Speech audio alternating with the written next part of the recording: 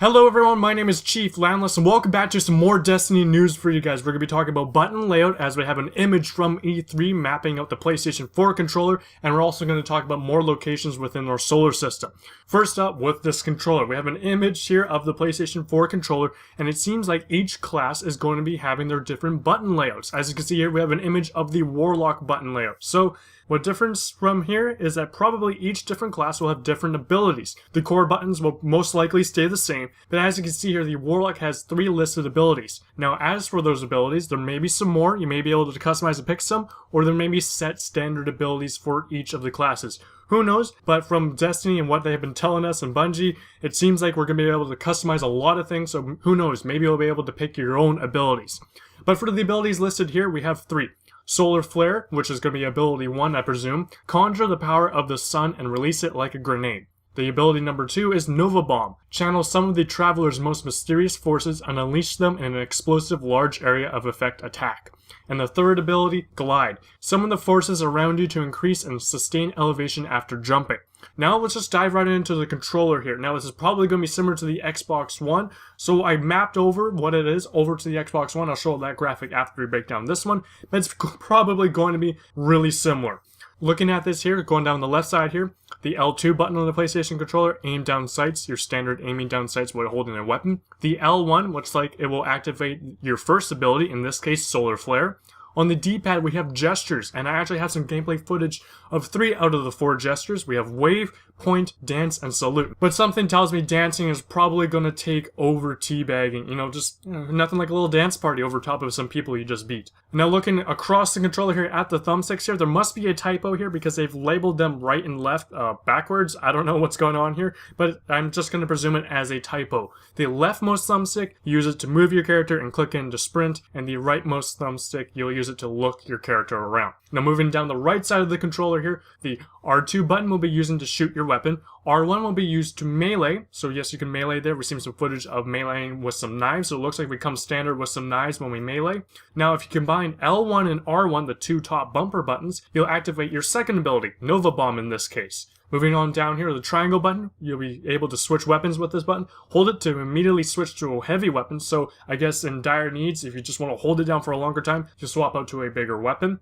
For the square button, you will reload, obviously. The circle button, you'll crouch and slide while sprinting, so kind of like dolphin diving and Black Ops there. While you're sprinting, hit the crouch button and you'll slide on the floor here, and I have some footage of that. And X will be used to jump, and X again in the air will be able to give you the ability to glide in midair, which is our third ability, which does seem kind of like a standard thing to do, so maybe all classes will have the ability to glide, or maybe one of their abilities will involve player movement. Who knows? Now, I took up the liberty of mapping those controls over onto the Xbox One. As you can see, pretty much identical. This has not been confirmed. I just made this graphic myself, so you can take a look at it. They're pretty much identical to the PlayStation 4 controller. I just changed the abilities from Ability 1, Ability 2, and Ability 3, which will probably be something in regards to player movement.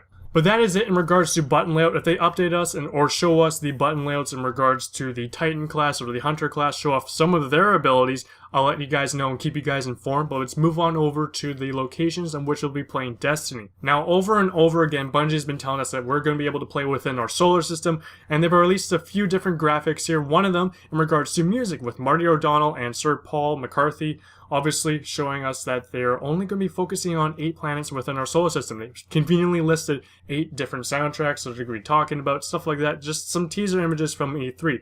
So it does look like Pluto is going to be excluded. For those newbies out there, Pluto used to be a planet. I grew up with Pluto being a planet, and it kind of sucks that the poor guy's being left out. Who knows? Maybe we can rally together and push for a Pluto DLC. I don't know. Too early to talk about DLC? Probably is. But moving on over here, DattoDoesDestiny, another YouTuber, and his Twitter and YouTube channel will be down below in the description, is actually at E3, and he went to the Bungie booth, the Destiny booth, and got a good recording here. He's got some videos up on his channel showing off that they're obviously counting down and showing off all of the planets within our solar system, which makes us think that yes, we'll be able to play in all those areas within our solar system. As for the gas giants, we'll probably not land on those planets unless unless they turn fact into fiction and make it so those planets actually have a surface to land on, we most likely will be just visiting some of their nearby moons, or maybe a space station floating around those planets. So go check out that video there. It shows a countdown to some gameplay there, and they're specifically counting down and showing off all the planets within our solar system. So go check it out. From the looks of it, we'll definitely get some reports from Bungie.net when they update it after E3, because currently they've only listed information in regards to the moon and Earth, and the planets like Mars and Venus that are just placeholders on the website right now are currently waiting reports from the Vanguard. So in other words,